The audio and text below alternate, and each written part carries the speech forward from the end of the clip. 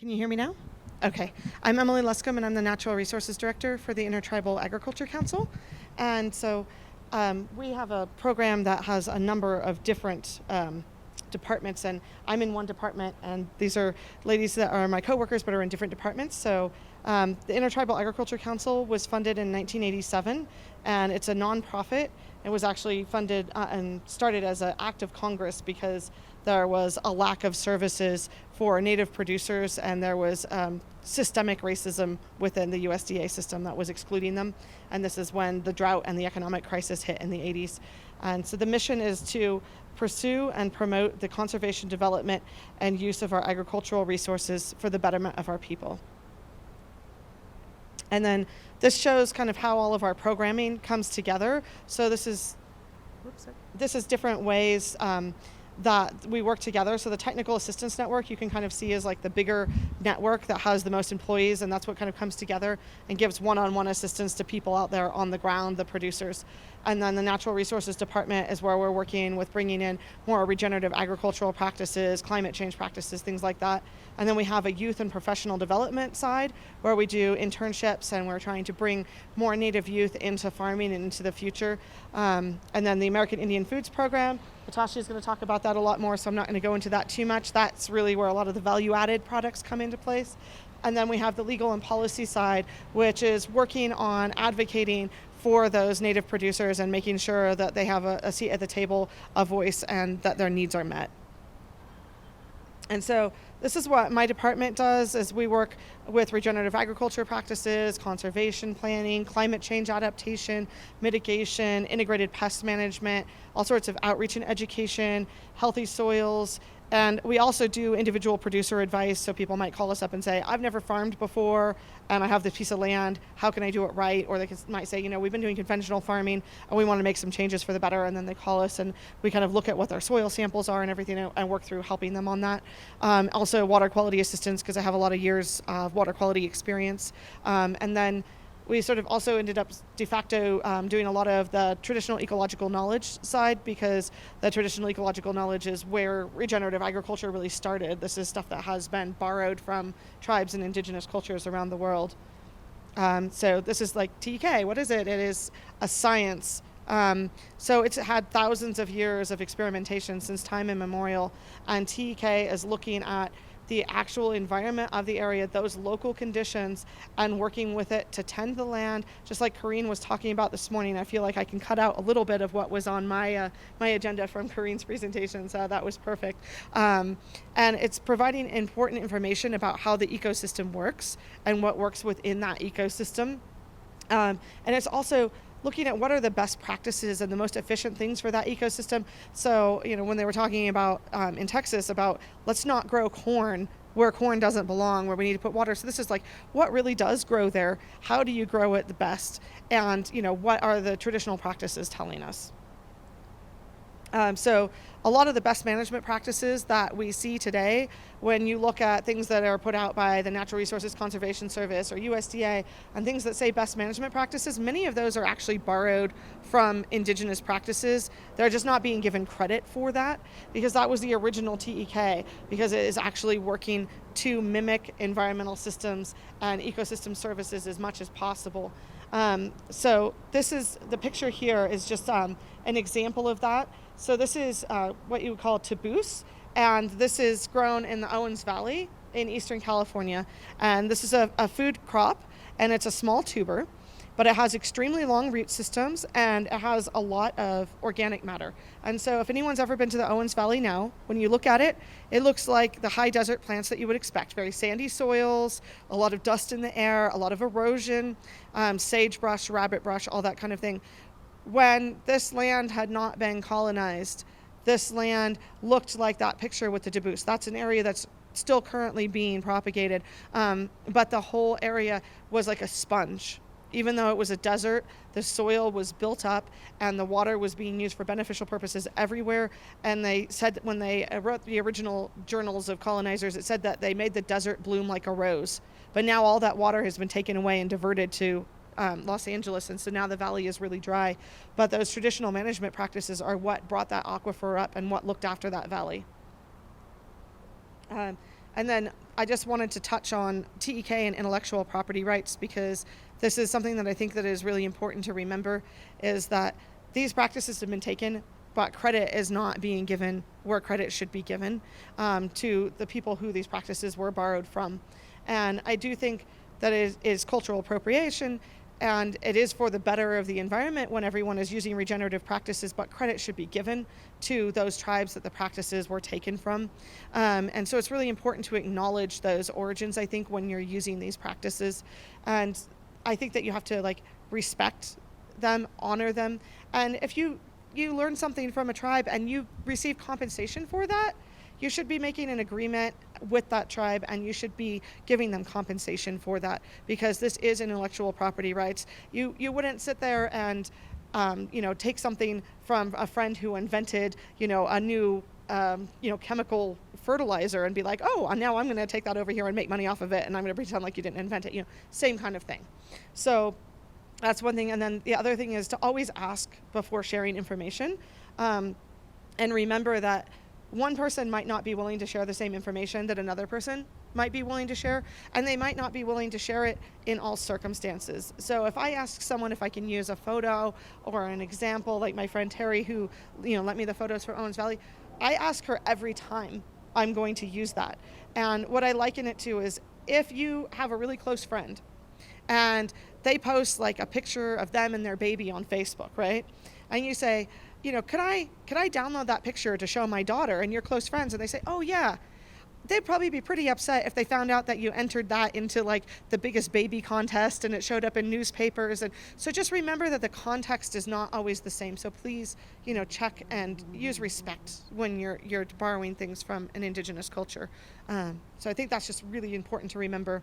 Then one of the other things that we wanted to talk about was the marketing to create value. So working on education and outreach and marketing changes and trying to make regenerative agriculture value added on its own is something that I think that is really important, because looking for ways that you can compete with other producers. And one of those ways is to be able to make that its own value added product, and trying to get people to do the right thing to start with and keep as many of the dollars in the community as you can. All right.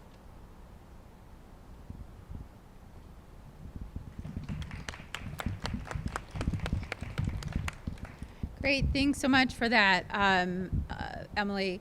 So I'm just going to kind of cover the American Indian foods. I didn't realize I was so tall, so this kind of is a nice, positive ego boost. No, let my husband know I am tall in real life. But anyways, American Indian foods. Yeah, I'm just afraid it's all going to fall and crash. I touched it. Yeah. All right, yeah, that's perfect. So the American Indian Foods is one of the many amazing programs that is offered under the Intertribal Agriculture Council. Our mission is to promote and market American Indian made products that carry and that are approved to use the Made and Produced by American Indians certified trademark. And you see that on the upper right corner in the image. But we represent a whole spectrum of products that are grown, developed, produced all across Indian country. It varies from blueberries, wild rice, beef, bison, acorn bites, you name it, I'm sure we can find it. In our program, we have several different resources to provide to our members to help them facilitate access into domestic and international markets. Our export program is funded through USDA Foreign Ag Service, so we definitely try to assist our producers, kind of guide them through the different complexities of entering the international marketplace. Our Native Food Connection is kind of the domestic programming side of things, where we really encourage more consumer awareness within the U.S. Again, I mentioned the Made Produced by American Indians trademark. And recently we launched the Regeneration Seal and Pledge on Earth Day. And this complements a lot of the work that Emily is doing in the natural resources spectrum, but also in terms of what Tomie will be sharing soon. But this Regeneration Seal and Pledge is a way for us to encourage Native Americans to tell their story, to tell their regen story, and to really work and help other producers or ag producers kind of work together so we can continue to support the regenerative movement. So the Regeneration Seal is for any farmers, ranchers, or harvesters and foragers who pledge to continue to utilize traditional agriculture and environmental stewardship while honoring traditional cultural and native-led ag wisdom. And we all know that all Native tribes, even though we're clumped under Native American, we're all different. We all have different traditional practices and different wisdom. So this is a way that we can honor that diversity. So if you are interested in viewing any of our Regeneration producers that are utilizing regenerative agriculture, we do have a directory that Tomie will bring up here shortly. So I'll just pass it on to Tomie.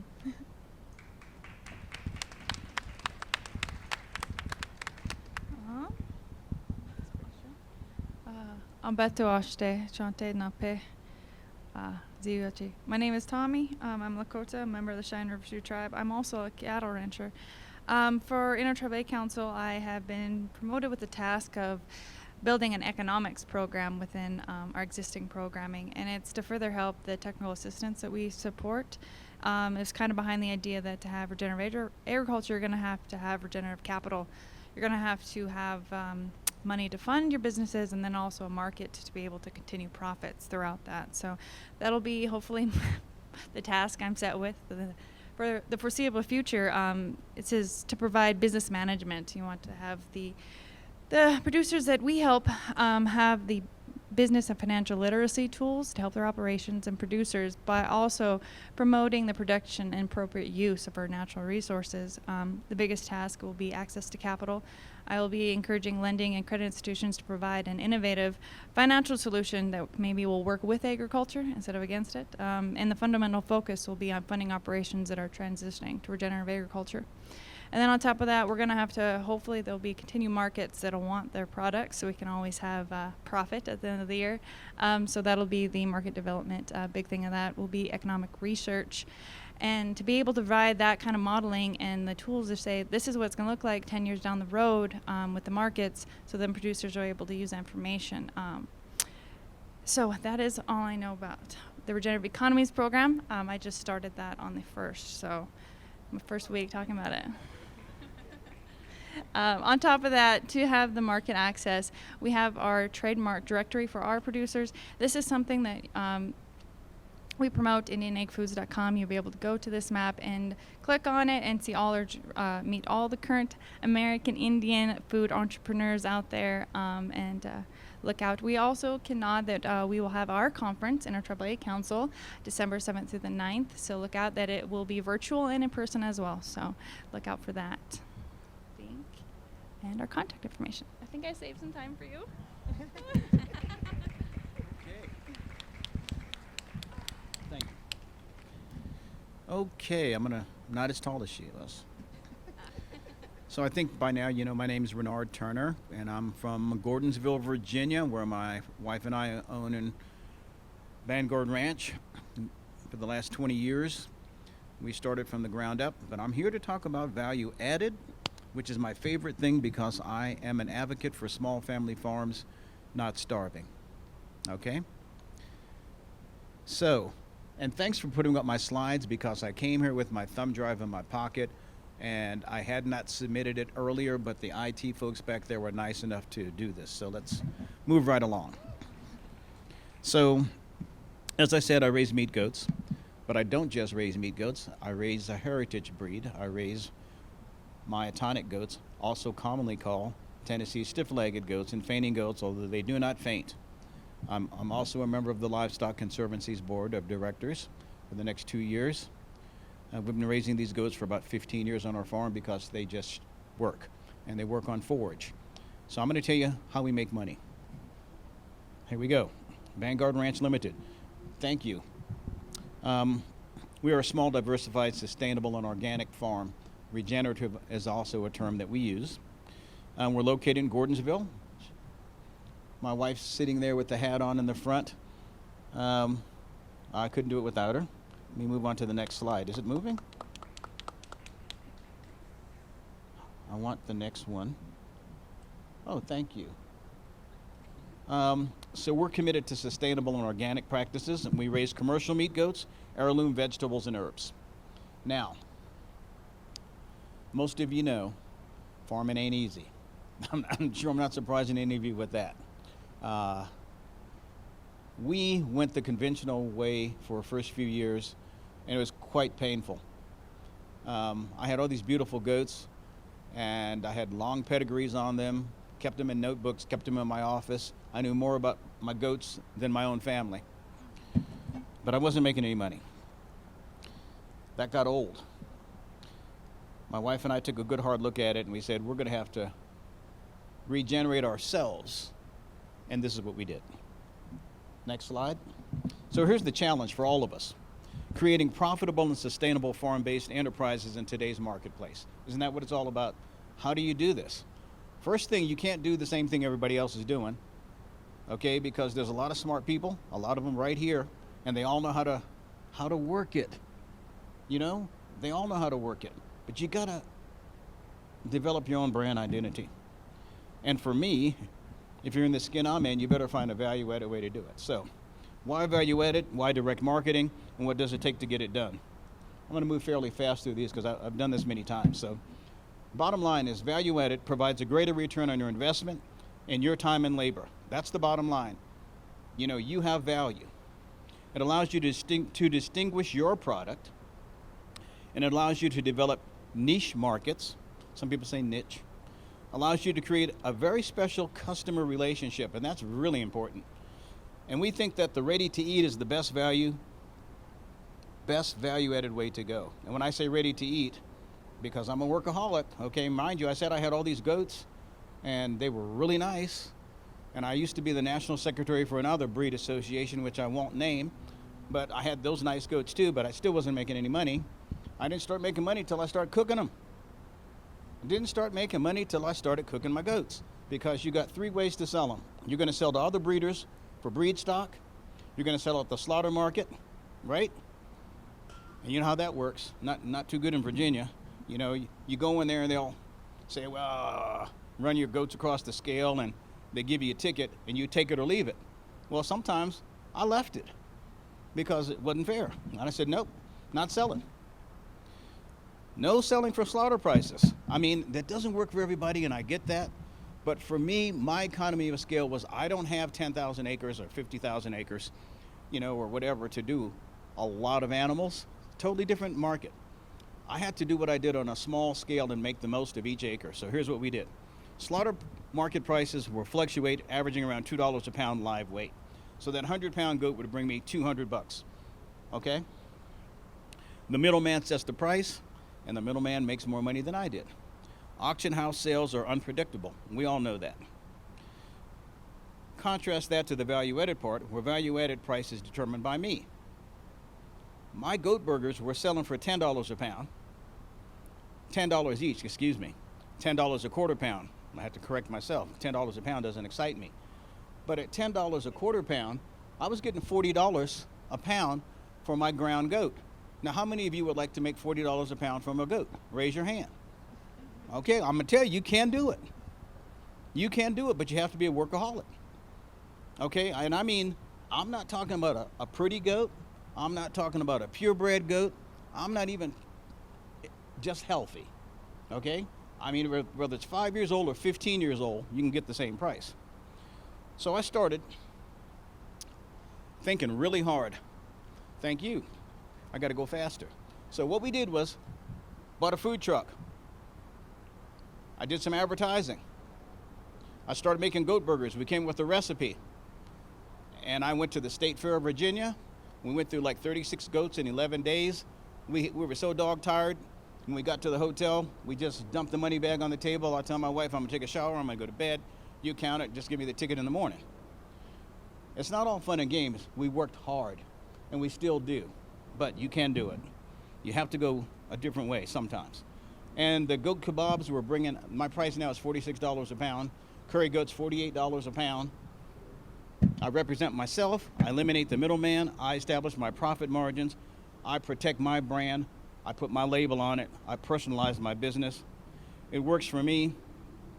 I think that's the smart way to go. And my newest venture on the farm is we now raise squabs. We started a squabbery. You know what squabs are? Look up squabs. Look up this meat company called D'Artagnan, like in the Three Musketeers.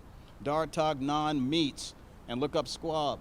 Squab is a special baby pigeon, utility pigeons. It's a breed of livestock. And 30 days from egg to slaughter. And weighs 14 ounces, and I'm getting $22.50 to $25, and I process them at home myself. And just before I left, the restaurant sent me an email, said, we want another order. You got to do different stuff. You got to do different stuff. Even look into snails, escargot. I'm serious. You got to do different stuff. So if that's the biggest takeaway, do different stuff. Believe that you can, but own it from the cradle to the grave. Cut out the middleman whenever you can. Go natural. And I think I'm going to stop there.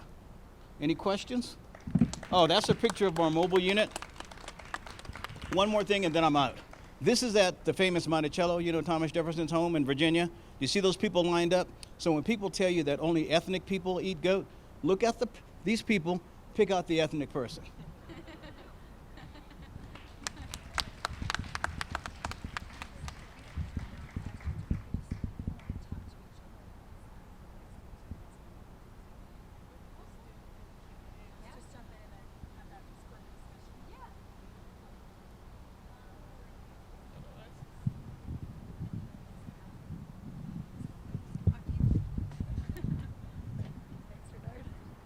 All right, we're gonna jump into Q&A and spur, some dialogue between these amazing panelists. So, if folks have questions, we can bring the mic around.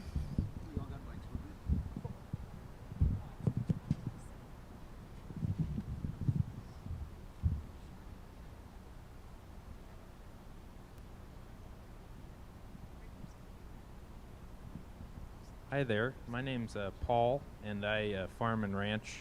We have an organic farm and ranch in north central Montana. We do a lot of really diverse stuff and are organic for the sake of, the cost benefit as much as the benefit to the land. I've been observing lately that there's two ways that a person can do agriculture. It seems like to me you can do agriculture in a way that breaks the land, or you can take care of the land and seemingly only do agriculture in a way that works you so hard you break yourself. And I sympathize with Renard's description of himself as a workaholic. I have the same problem. But I'm a pretty young man and I don't know how long that can last. I'm wondering if anybody has any suggestions for how we might work in agriculture in a way that doesn't break us in order to save the land. Yeah. Okay. Live? Can you hear me? Probably don't need this, but I do. I'll be 69 years old in 4 days. So I'm slowing down, but not because I have to, but because I've learned how to. Because in the beginning, I didn't know how to. So we work very much smarter. Our moving into doing squabs is an example of that, because 30 days from egg to slaughter, this little bird weighs 14 to 16 ounces. I process it on the farm. We pluck it, bag it, freeze it, whatever. It's not that much hard work, and my wife and I, we can do enough in a day to make it very much worth our while. The goats are on automatic. I've got my best friend, he's at the farm now, but I don't have to feed my goats because I have excellent forage, because I practice regenerative ag. 2 months out of the year, I supplement them with either round bales from my neighbor who raises registered Hereford cattle, and an organic loose mineral and water. I spend 15 minutes a day with my goats, and that's just checking the fences and making sure that that they're hot, the goats are there, and the waterers are filled. That's it. The hardest part is the produce part, which we're doing less of. We're doing less produce because of the fact that it was more labor intensive for 2 people. So I don't do as much of that as I used to. I hope that answers your question.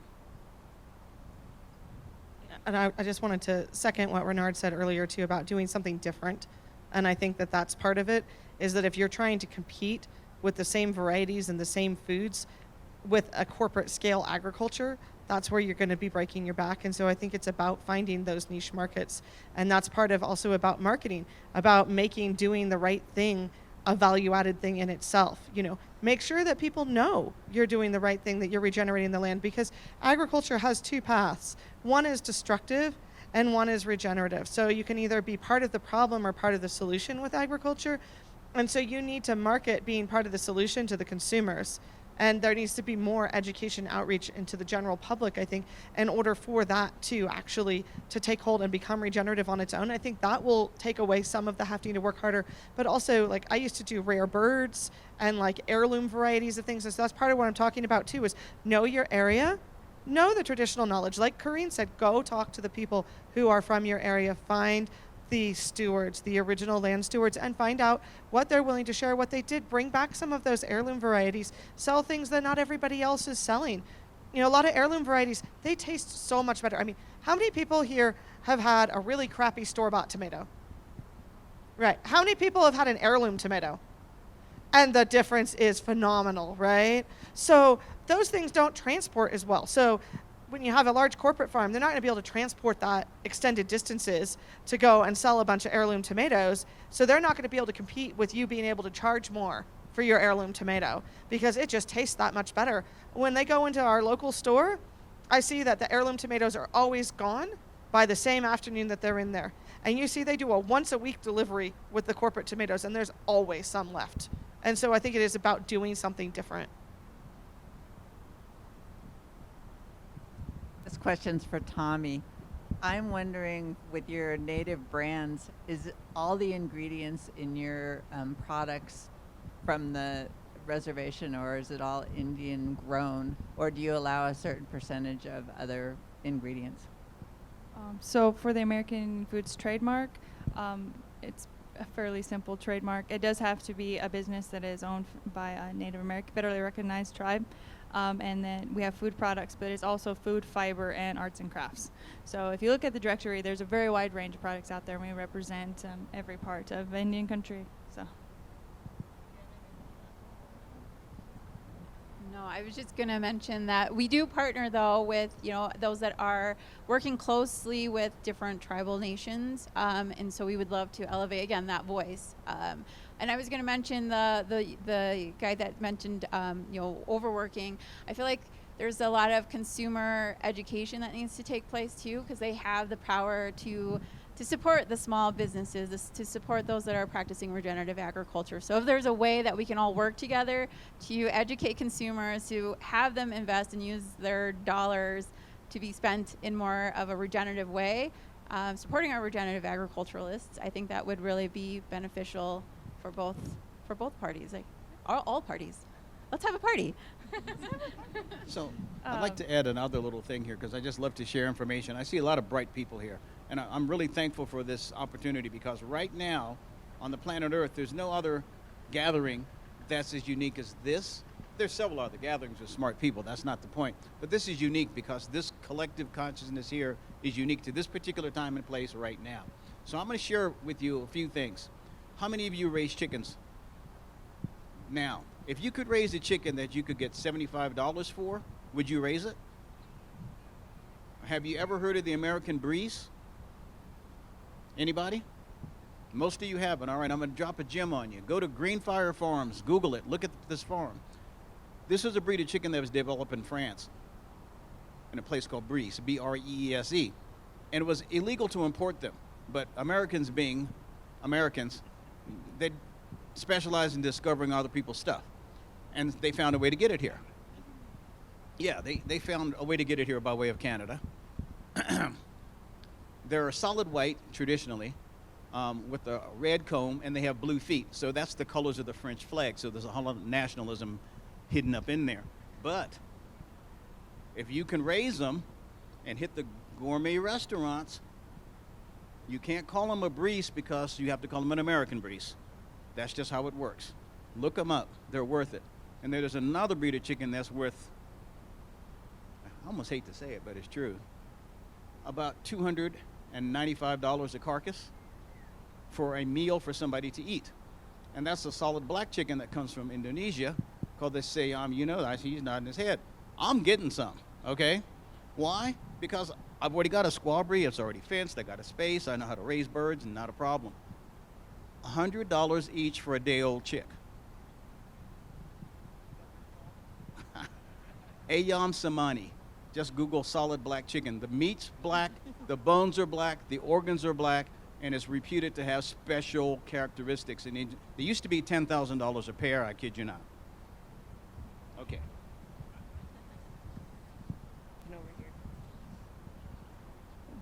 Question for Mr. Turner. Sure. Have you had a market for any of fully dressed carcasses with more traditional cuts like chops and roasts, etc.? And also, have you had any market, and pardon my ignorance of the correct terminology, mohair or cashmere? I know those breeds, Angora goats, to make that. Yeah. I haven't, not any real experience with the fiber stuff. So you were asking I think the first part was about specific cuts of meat, right? I don't do that. I don't do it that way because I can't make my dollars. So I only do value added. I'll serve it to you on a plate only, with one exception. I do have some people that come to the farm, and when I have extra bucklings or whatever, like in the last month I had, I don't know, 6 or 8 people come and they want to buy it and slaughter it right there. I will allow them to do that. And they get it for a slaughter price, which is different, but my model is value added only, and at least 75 or 80% of my business has to be value added, or else I'm working myself too hard. I just want to say one thing about Angoras, because I've raised Angoras, and I did have a whole spinners guild that was quite happy to pay pretty much any price that I would offer for them, because it's very hard. There's not a lot of people who raise Angoras, so I think it is a good value-added product.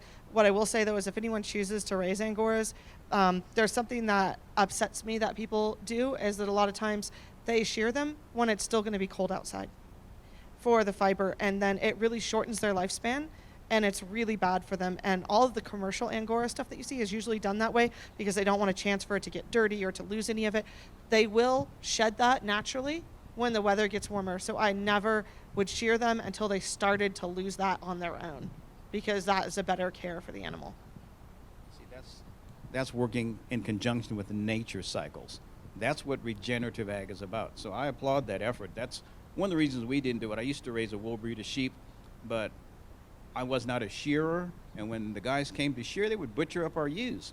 And I had this nice herd of registered horned Dorsets, and I'd go out there and I'd have to put iodine, and they were all cut up. I'm like, I can't keep doing this. And then wool prices went down. There was no money there. You know, we did caracal sheep too for a few years without we get into the felting market. Not so much. We got better money when we crossed them on horned Dorsets and sold them as hothouse lambs. That's where we made some money. But nothing beats cooking them. I mean, $40 a pound is hard not to wrap your brain around when you can go out there and pick any animal out and, you know. So I'm averaging, because we've been selectively breeding, about 35 to 40 pounds.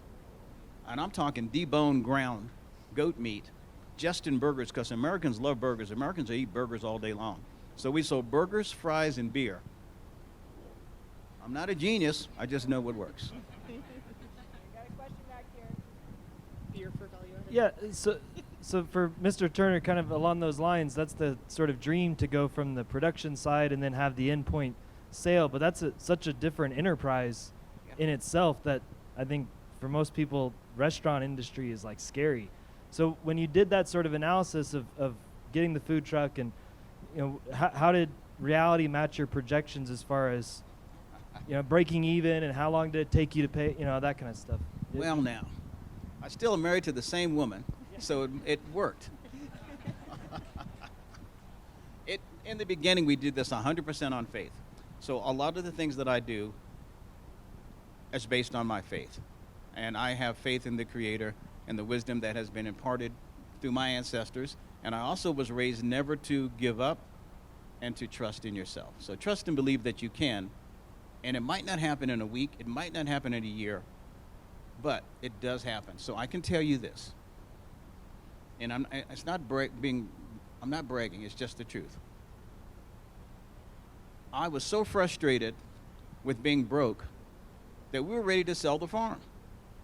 because we were just doing a lot of work and wondering, how are we going to make it through this next month?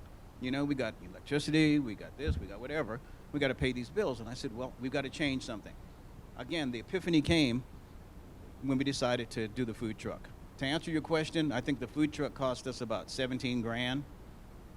And I had never pulled a trailer before, and I drove to Florida where it was made, and we drove from Florida, Virginia back. And then we jumped right into a big food festival in Hampton. Do you remember that, dear? And we were so mad at each other because we did not make any money. We lost so much money. It wasn't even funny. We probably lost $5,000 our first trip out because when we got there was no electricity. Your food has to be refrigerated. The health department's coming. They told me that we could plug up, but I had 220 and they had 110. I had to run to Lowe's and buy a $3,500 generator, and it was really not big enough to pump everything in my unit. I'm ticked, beyond ticked, because I'm losing money. So yeah, to your point, you don't make it until you learn how to survive. It's supposed to stop when I do that. There we go. I think we have a question over here. So I guess this question's for anyone on the panel. Does it really matter? I mean, depending on what you're wanting to obviously sell as far as like a wool sheep or, goats for cashmere or something like that, like what is a major determining factor? Like just the amount of work or that you're willing to put into it, or, is it a good idea to start with varied? So you start with like wool sheep and milking sheep and then just kind of figure it out from there, or? I'm a sucker because I tend to start with a rescue animal, which is not how you're supposed to start or decide what you're gonna go with. And my parents always raised a bit of everything when I was growing up, so I was fairly familiar and flexible with being able to take on different things. But what would happen is a lot of times I'd get a call, like I got a call, hey, we have this Angora goat and, a mountain lion attacked the rest of the herd and they're all dead and we think that they're going to come back for her. Can you come take her? And I'm like, sure. And then I'm like, oh, I really love Angoras. I'm going to get more. So that's kind of how I started. And I guess I would find out pretty quickly what was profitable on that. And then that was how I decided what I would get more of. So the profitability really is going to be determined by your input cost. So whatever you do, here's another gem. This is not my original one. It came from Sylvia Tomlinson, who wrote this book called The Meat Goats of Gaston Creek. Gaston. I was at a goat conference. She asked this question: which came first, the meat goat or the feed store? And I'm like, the goat came first. Of course. So that means you don't need the feed store if you're doing it right. And if you don't get that part, you cannot raise animals, most animals, I'm talking about hoof stock, profitably, unless you've got a lot of space in which to browse and graze them.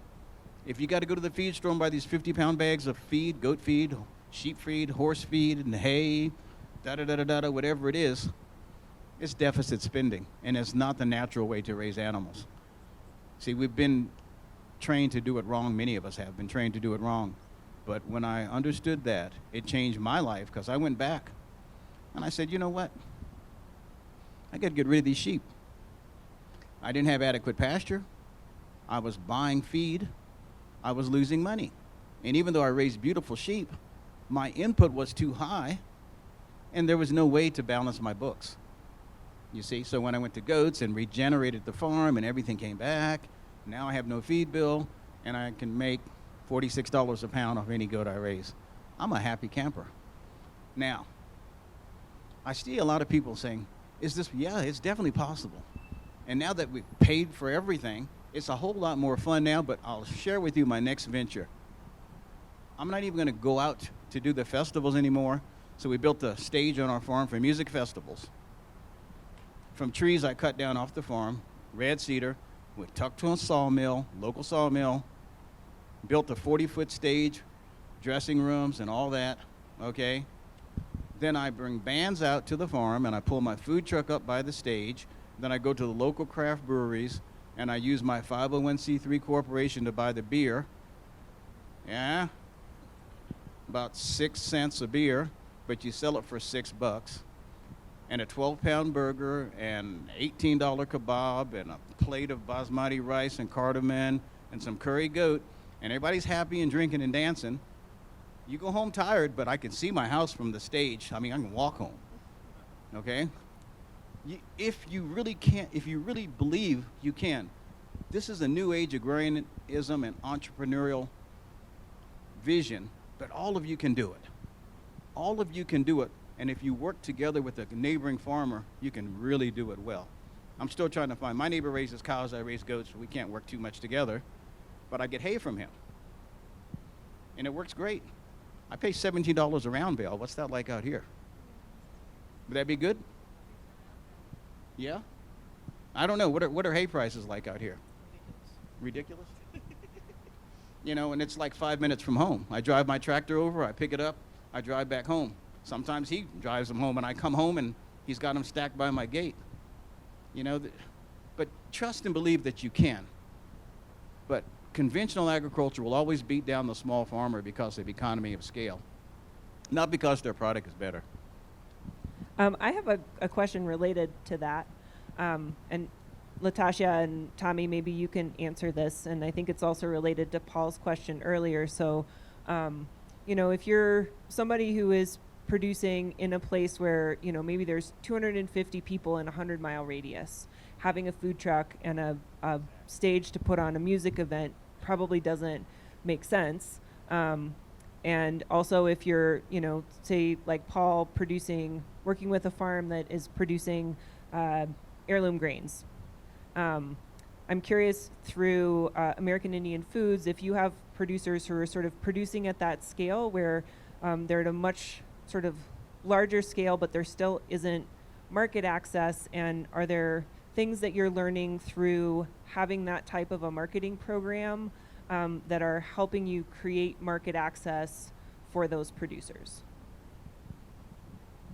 Yeah, I think this, just recently we had a conversation with a beef producer that has to drive, I think, 4 hours just to get her product processed, and then that's another 4 hours back home. I mean, she already incurred quite a bit of gas cost, and so, and her only outlet is farmers markets and working with local farmers and trying to market to the small rural community.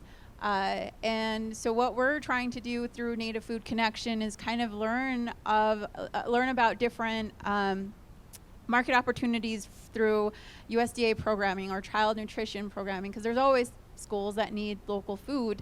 So we're always looking at different avenues to try to spark up those opportunities. We also looked at meat to market, whether that's feasible or not, kind of just seeing if her local postal service can handle these large quantities of orders. So I think we really just are trying to understand the situation that our producers are in, because again, not all are alike, and they all aren't carrying the same product, and they all don't have the same mission. Some of our producers are fine with just feeding the 250 community members for free. They go and harvest, they'll give away their salmon to feed their community. That's their passion, that's what their whole mission. Then we have other producers that are, all right, we need to make a living out of this, let's figure something out. And so, you know, we do look at different avenues to try to help them, whether it's capacity issues, infrastructure issues. We have, you know, our TAs who are on the ground trying to help us understand those complexities. Is really helpful for us to try to figure out what kind of marketing needs we can assist with or provide solutions with.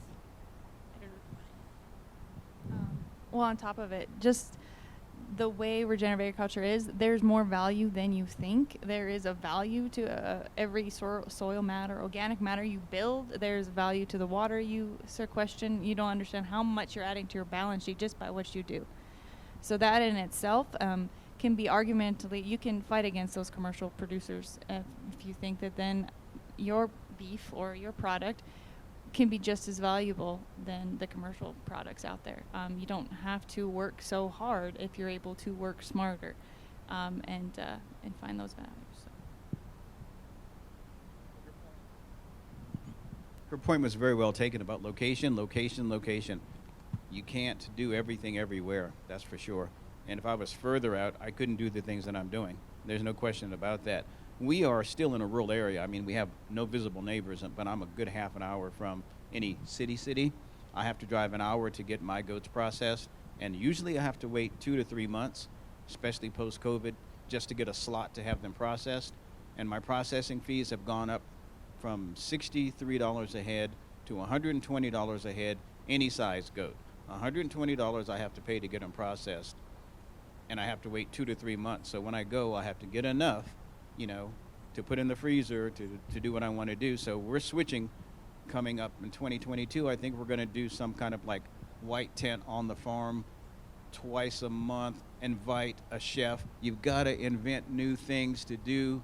I've got the mobile restaurant license, but another chef can come in and cook as long as they bring people to my farm.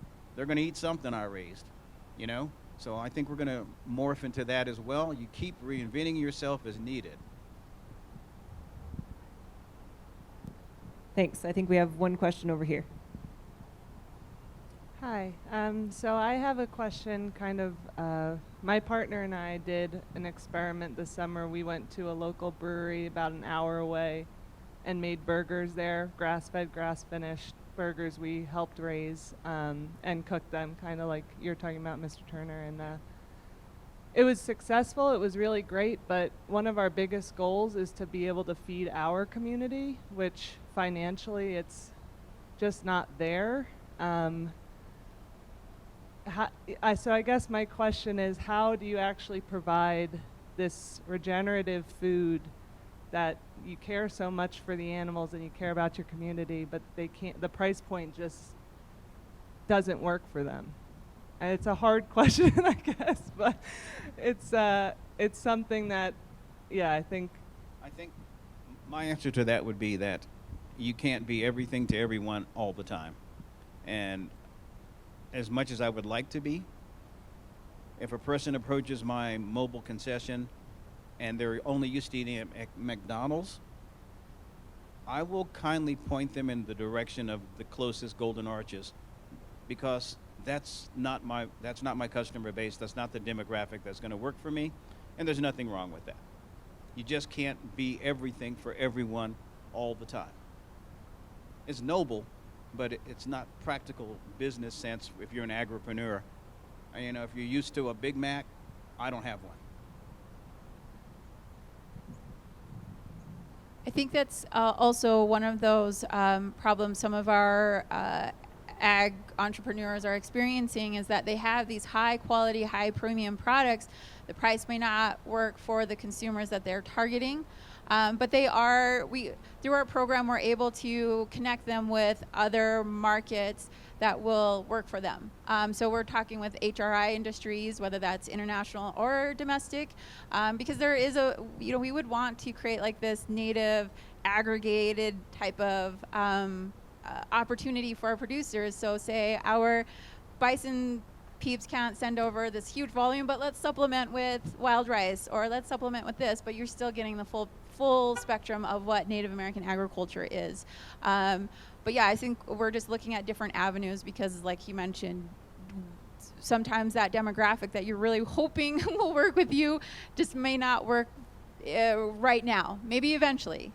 So don't give up on them, I would say. It's just, maybe work later on when they want to support you, or when things kind of change. We're going to take one more question in the back, and then I'll ask you guys for some closing thoughts, if that's okay.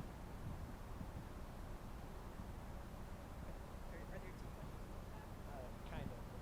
It might be the same. Okay. Actually, this question was inspired by my friend here. So we spoke, Emily, you spoke very beautifully about the appropriation of regenerative practices and the not crediting where these practices came from and making profit on them. And there was another question that was brought up over here, and it made me think. In my first year of college, I took an anthropology class, and my anthropology teacher was talking about the Fertile Crescent, all the amazing foods that came from over there. And he said, you cannot name one all-American meal. Burgers, not American. He went off. And it hit me really hard, and I went home, and I was like, that can't be right, that can't be right. And then I was like, corn, beans, squash, turkey, Thanksgiving feast, or what we call Thanksgiving feast, is a meal that is from here. And so, and it makes me also think of like champagne. Like champagne can't be called champagne unless it comes from Champagne. And so we have this amazing group that's doing really amazing things up here. If I grow Zuni corn as a non-native, I can market it as Zuni corn. I can make pancakes with it and say this is a Zuni corn pancake and market it at a premium, right? Where does it become cultural appropriation with niche markets? And I think, yeah.